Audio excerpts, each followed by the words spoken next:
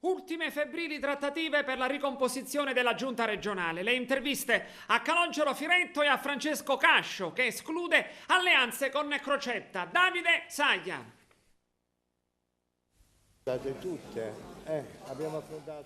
Dopo lunghi e serrati dialoghi nei prossimi giorni, la nuova giunta regionale sarà cosa concreta. A renderlo noto il presidente Rosario Crocetta, impegnato in queste ore negli ultimi vertici con i partiti di maggioranza.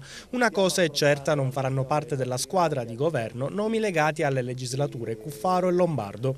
Il Borsino vedrebbe riconfermati 4 posti in quota PD. 3 di questi sarebbero sicuri. Parliamo di Lucia Borsellino alla sanità, Nelly Scilabra alla formazione e Linda Vanchieri alle attività produttive.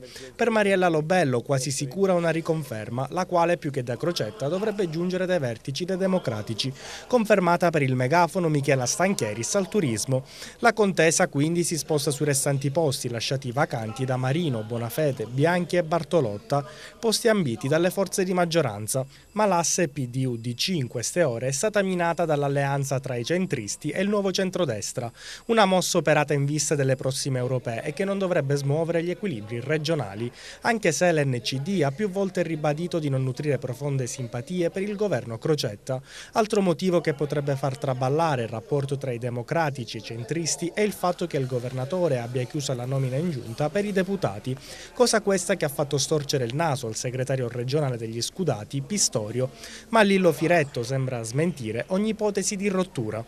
Noi siamo andati alle elezioni regionali in un certo modo, la gente ci ha votato in quel modo e abbiamo il dovere di restare fedeli al mandato elettorale che è stato ricevuto. In corso d'opera le scelte di Palazzo non mi hanno mai appassionato e non rappresentano la politica nella quale io credo. Non penso che questo rapporto che è stato siglato con le elezioni precedenti col PD sia in discussione.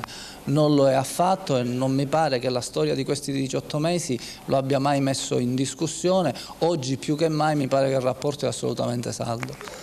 Ritornando in quota NCD, il deputato regionale in carica e candidato alle prossime europee, Francesco Cascio, interviene in merito al prossimo rimpasto della giunta, prendendo con forza le distanze dal governo regionale.